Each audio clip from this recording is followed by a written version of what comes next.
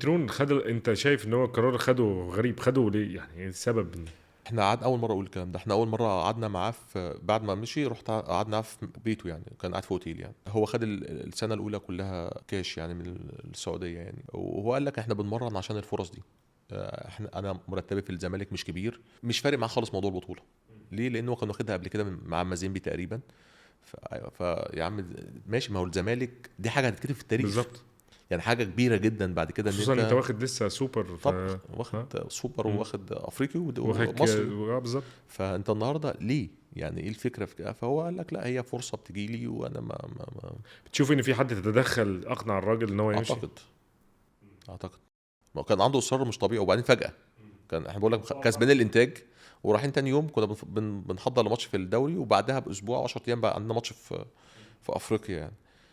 كان هنلعب، وبعد كده هنلعب قبل نهائي يعني، كنا هنلعب الثمانية اعتقد، وبعد كده نلعب قبل نهائي مع الرجاء. فمشي قرار كان صعب. جدا.